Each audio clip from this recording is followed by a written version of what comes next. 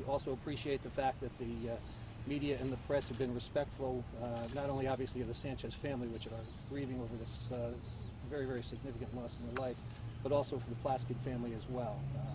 As I indicated to the judge, Mr. and Mrs. Plaskon are in seclusion right now. This is just too much for them to have to deal with all this, and I'm sure, although you're doing your jobs, you can respect what that is like. So we are fortunate to have his Uncle Paul. The Plaskons are a very large family, a very large extended family here. They have a great deal of community support here. All their hearts are broken. You've all probably seen the statement that the family spokesperson had put out the other day. I don't think anybody could say it better than that statement said it with respect to how deeply grieved they are for the loss of this lovely young girl's life. How much access do the parents have to Chris? They will have an opportunity to visit. The rules on visiting him, the infirmary, are a little unclear at this point in time, but they will have a chance to visit him. Any pretrial detainee can put his family on his visiting list, but obviously there are medical considerations first and foremost that have to be dealt with. Can you explain what are some of the symptoms of the active? Clearly you believe he's ill. The doctors have indicated that. So far, he would not have had the emergency commitment if there wasn't some very serious element there that certainly occasioned him being placed on the suicide watch as well. Did you discuss at all your conversations with him? And No, we're not. I'm not going to get into that discussion. You know, the issue of his diagnosis and ultimately what it means for the case, those are medical questions that we will have the appropriate experts conduct that type of evaluation, and there'll be more on that later. He seems happy to see his uncle. Is he close with his uncle? He's close with the entire family, but yes, he was happy to see his uncle. Has he expressed any regret? What's his state of mind? I don't think it would be appropriate to address that. How's the rest of the family doing? Rich? Is it, he has brothers, some go to that school. You know, I think the word numb is probably the best word I could use to describe what these people are going through. It's certainly not something that anybody expected in their lives to have happen. So, and I don't know that anyone can predict how they would act or react, you know, with something like this occurring. So, you know, we've been fortunate in that there have been excellent medical personnel. We respected the fact that everybody here respected our request to keep confidential his name initially when he was a juvenile, and also the name of the place where he was housed, because obviously there were other youngsters there that we didn't want their families to be impacted by this.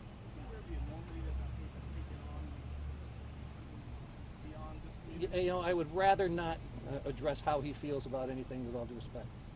With his birthday coming in just a few weeks, will that change where he's placed? No, it won't. He's going to turn 17. He'll remain as a pretrial detainee at Manson. They actually house people, I think, up to age 21. Manson Youth is designated as a facility by Department of Corrections for individuals between the ages of 14 and 21. So Christopher's in the right place, and of course he'll be in the medical facility there. So he will be detained there during the entire pretrial process, and the facility is specifically designated for individuals like Christopher. Where is it located? Up by Cheshire, Connecticut. In Cheshire? As a By 16-year-old, do you think he understands the enormity of this? We're not going to address how he feels about things. When he came in, his expression struck me as blank. Is that medication, or is that the way he's been since the incident? Lou, you had a better observation of him than I did.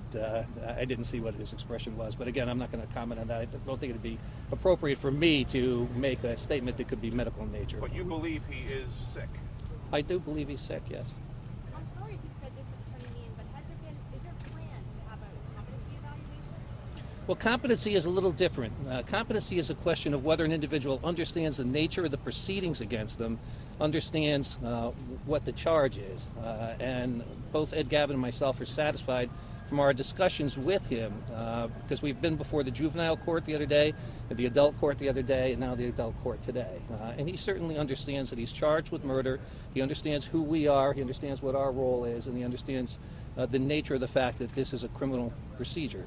Whether he understands the full ramifications, that all remains to be seen. But he certainly does not demonstrate to us any reason that we would suspect that we should be asking a judge to determine whether he's legally competent. Competency is an ongoing determination. Somebody could be competent today and not competent tomorrow, so that's something that will be taken in the mix during the pendency of the entire action. Richard, are you able to say if he and the victim ever had a relationship beyond classmates? It would not be appropriate for us to comment on anything of that nature. All right, folks. Where are the parents? Are they in state? Are they out of state? We're not going to indicate where they are. Was he medicated when he came into the courtroom? He's on medication, but not medication to the extent that it would interfere with his ability to understand what had transpired today. We're not going to get into the discussion of what the nature of the medication is. What did you said before was an active psychosis? Yes, That's what he has? that's what he's exhibiting signs of. What does that mean in lay terms, active psychosis? Well, I'll leave it to you people to talk to the pundits that you all reach out to describe those things to you, but I'm not going to give you a medical diagnosis today. I'm just telling the judge what I observed because I wanted the order to continue. He's exhibiting signs of it, but he has not been diagnosed as having it. Again, I'm not going to get into any further discussion. It was only for the purpose of alerting the judge so that the judge would continue the appropriate orders, because obviously what we don't want to see is another tragedy on top of the one that's already taken place here, and we just want to make sure that this young man is appropriately maintained while we do our job. One of the things that winds up happening is, and you heard Rich ask the judge, and the judge agreed, was to put it on the minimus. Once Christopher left the care of the hospital and now goes under the care and custody of the Department of Corrections, Corrections needs to know what has happened to him, and that's why the judge put it on the record, and that's why Rich notated it, so that when he's brought to Manson Youth Institute, they understand his prior treatment and they'll treat him appropriately. Does he go there right now today? Yes. Oh, yes, yeah. He's probably en route there as we're talking right now. I'm sure they took him right away. How come he wasn't wearing shoes? That's a good question. I don't know why he wasn't wearing shoes. I honestly don't know the It's answer just to that question. it's just the marshal's protocol.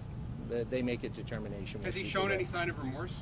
I'm not going to get into any of that discussion. I will tell you that I had a conversation with one of the managing psychiatrists with the Department of Corrections.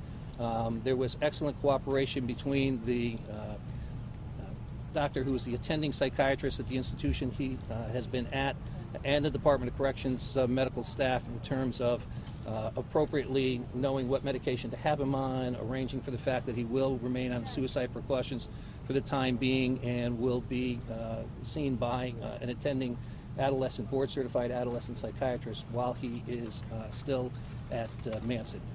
When the judge said one-on-one suicide watch, can you define or explain it? Yeah, sure. He's been on that at the institution. Essentially what it is a staff member is assigned to be with him. The experience I saw was a staff member sat in the doorway while Christopher was in his room, so that he's never outside of their attention. You know, how long that continues for will be obviously a medical judgment. That's going to be up to the medical staff there at Manson. So he's got somebody in eyes view of him. That's at all correct. times. That's correct. That'll continue at Manson. Yes. In the infirmary. What is it that you're ultimately hoping for in terms of the outcome?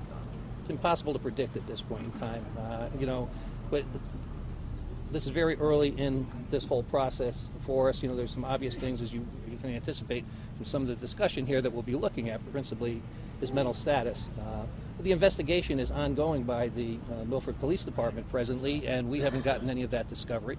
So at the appropriate time, we'll get all that. We'll have the appropriate evaluations done, and then you'll learn when the court learns what ultimately we're going to do. What's in the pending police reports that you're waiting to see before the next hearing? Well, if I knew what was in the pending police What reports, kind of I would be a little prescient. I don't know. The ongoing investigation, the psychiatric evaluation? It's my understanding that the Milford Police Department, and Mr. Lawler can address this with you, is still conducting a very extensive investigation. Obviously, there's a lot of people to talk to, a lot of material to consider. I'm not privy to that yet. When those investigative reports are ready, they will be revealed to us as a defense. They're not going to be something we're going to reveal to you, because we're not going to try the case in the press, with all due respect. But we don't know what the full extent of what's in those reports are, and I wouldn't comment on it in any event at this point. Will Mr. Healy be standing in as the family guardian throughout? I would say probably not. Probably the next court appearance, he'll have a parent present. That's what we anticipate. Was Christopher's uncle the only family member, and did the parents want to come? It just wasn't the right thing. The parents actually wanted to come, and it was my recommendation and decision that due to this, I just don't think they could have withstood this. And it's not like you're being intrusive, but I think just the process is overwhelming for them. So it was my recommendation and Ed's recommendation that we let the uncle stand in for the time being. All right, folks? Richard, one of the sons Yep. is a freshman at law. Is the family going to let him go back to that school, or do they have plans to move him to another school? Mike, that's a very difficult question, and one that I'm going to defer to the family and the Board of Education to deal with. And again, for privacy reasons, I don't think it would be appropriate to discuss it now. And secondly, there have been reports that Christopher has cut his arm up in the past. He's been described in some publications as a cutter. Is there any truth to any of this? I'm not going to get into any specifics with respect to any of his habits or anything that he's been involved in the past. Can you tell me the name I'd rather not. and by him again, please? Paul Healy, Healy. All right, And folks. where does he reside? Mr. Healy What is. They're all Milford residents. Everybody's Milford. Thank you, folks.